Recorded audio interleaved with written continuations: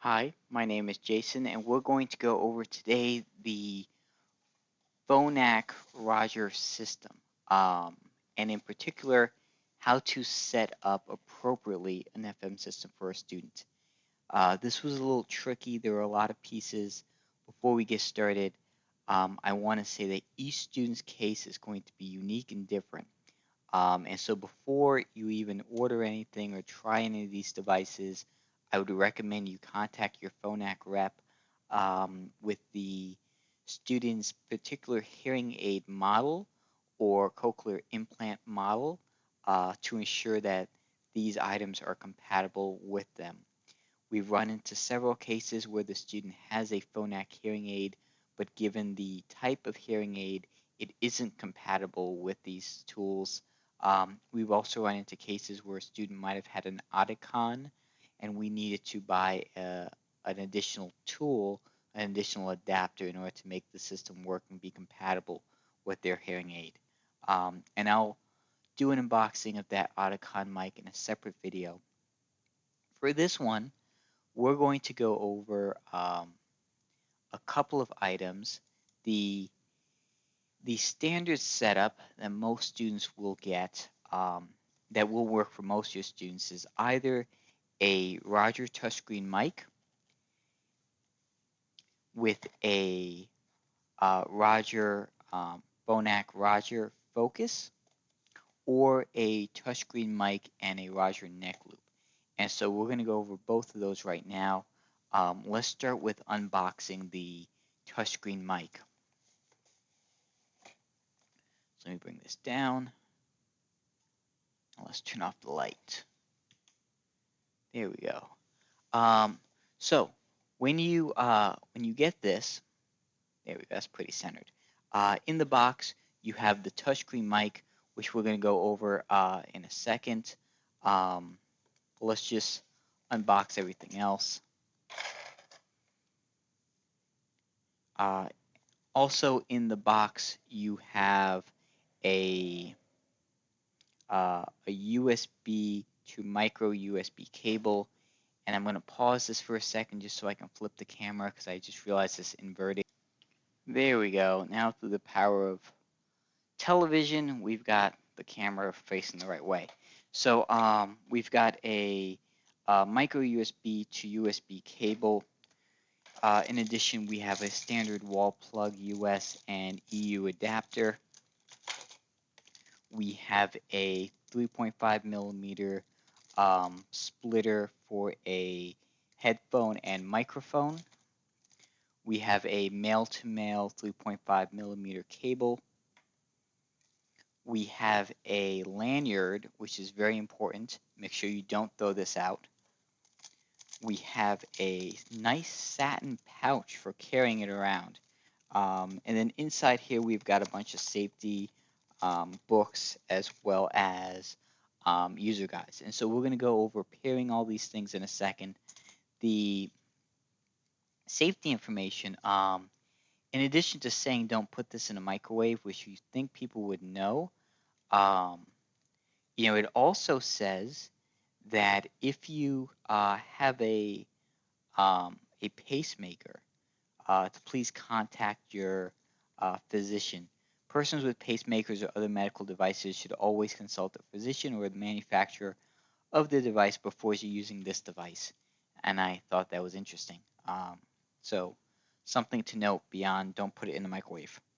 And then this, is your standard, here's how you plug it into the wall, here's how you turn it on, here's how you do all the features. But we're going to go over that now. So let's put all this stuff back in the box and let's look at the actual microphone itself.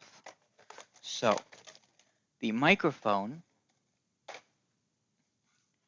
itself is a touchscreen.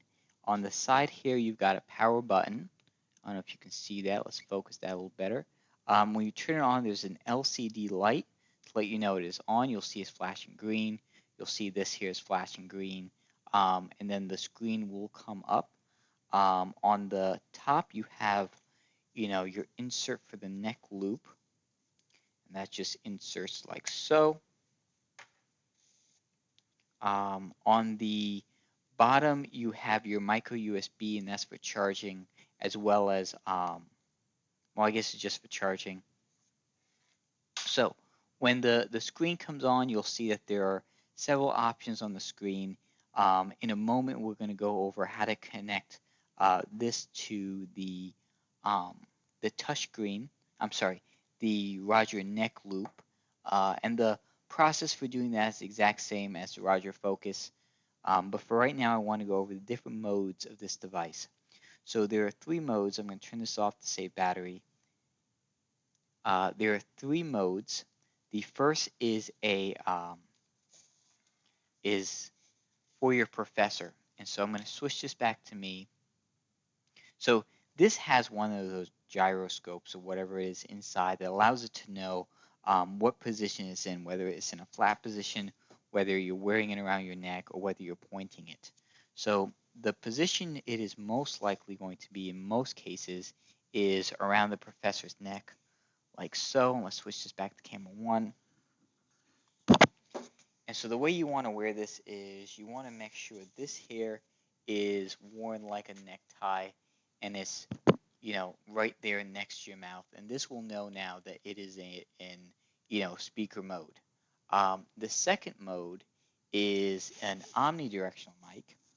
And that there, when you lay it flat on the table, let me adjust this just a little.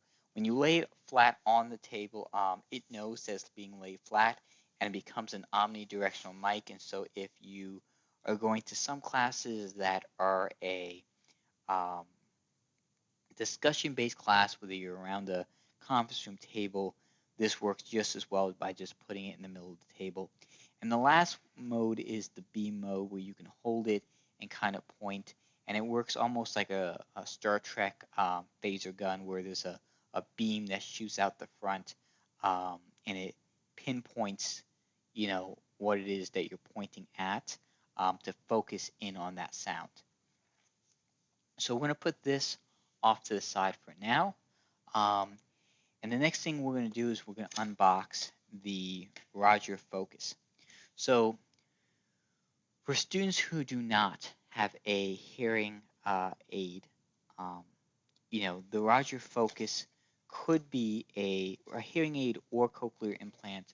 The Roger Focus could be a good solution. When you open the box, there are a lot of tiny little things. The first is these tools to kind of help you open up the device. And then inside this big case, this here is the Roger Focus itself that fits over the ear.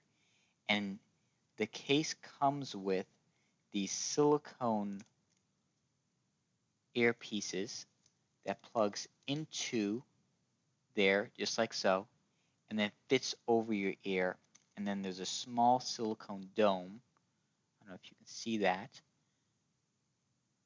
fits inside your ear. Now, there are 3 different sizes for this silicone dome, so I would recommend that you purchase multiple of the sizes, just because some ears are bigger than others, and if it isn't the right size, it's going to feel uncomfortable in the student's ear. And so this, like I said, these are just tools to help you with maintenance. This particular brand is battery operated. The latest Roger Focus is rechargeable. Currently there is a chip shortage, and so as a result, it's been hard to get that one. It's a little bit more expensive as well, but that is available. So let's close this guy. Put this over here. The last thing we're going to look at is the Roger neck loop. So for students who have a hearing aid or a cochlear implant, this can work in multiple ways. And even for students who have neither a cochlear implant or hearing aid, this can also work in multiple ways. So let's just do a quick unboxing. When you open the box, you have the device itself, which is pretty small.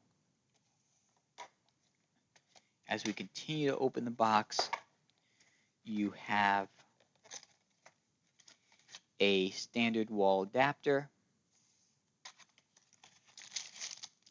a USB to USB-C cable, and then this copper wire here that plugs into the top of the device. So let's put this stuff back and I'll show you how to set this up.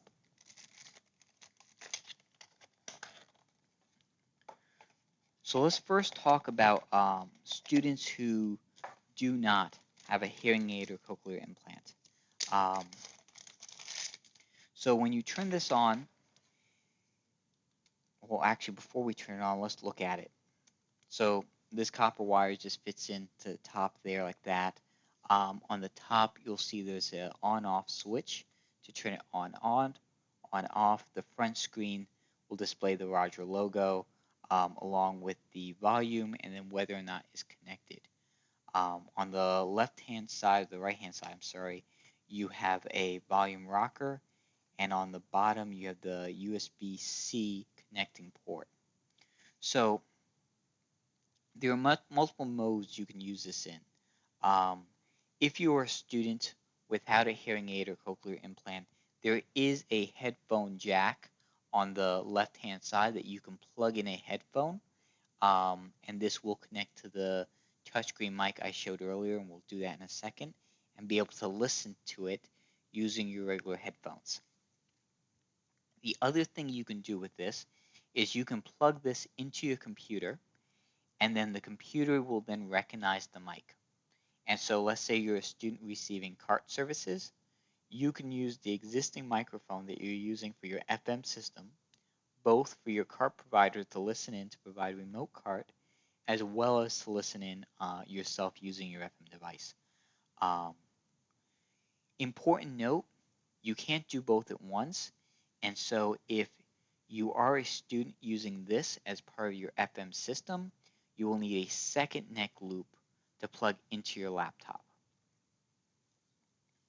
For those students with a hearing aid, they can wear this around their neck, and if their hearing aid has a T-coil, or if their cochlear implant has a T-coil, either or, then this will allow it to connect directly to that. And to do that, they would just set their hearing aid in T-coil mode. So let's shift gears for a second, and let's turn all these stuff on, and we're going to connect them. So let's see, turn this guy back on. I did charge it just now, so let's make sure that it's charged. Okay, so to connect them, and I'm going to come down just a bit to focus. There we go. So to connect them, all you do is you see this connect button, you're going to tap it, and then it says Roger RX connected. On this guy, you see there is a little check mark, and now both of them are connected. And that's it. There are some important things to note here. Some microphones, like this touchscreen mic, are primary devices. So the way this is set up, you can have one microphone to many receivers. So the way that any FM system works is that it's basically a microphone and a receiver. And with this microphone, like I said, you can have one to many. So you can have as many students as you want in the class, all with FM systems, and all being able to connect to this one microphone. You can't, however, with this setup, have many microphones to one device. As soon as you introduce another touchscreen mic, it will turn off. So whichever one is turned on first and connected, that will become the primary one and will mute all the other ones. So while this does work as an omnidirectional mic, you could not daisy chain these touchscreen mics. In another video, I'm going to go over which microphones to use if you want to do that. So for example, if you have a discussion-based course, what microphones you can do a many to one, But for this setup, this is really designed to be a one-to-many. Um, and like I mentioned, with the Roger neck loop, you want to make sure that the student's hearing aid does support a T-coil, hearing aid or cochlear implants. And if it does not, um, this is not the device I would recommend. If it does not, I would ask to see if it has an ability to have a boot, in which case you would plug in a Roger X. But like I said at the beginning of this video, every student's going to be different. And I would recommend you check with your Phonak representative before you purchase anything to make sure that this will work for that student um, in your particular case. And this has been a brief tutorial about how to set up the Phonak system. Um, as always, if you have any questions, you can feel free to reach out to me.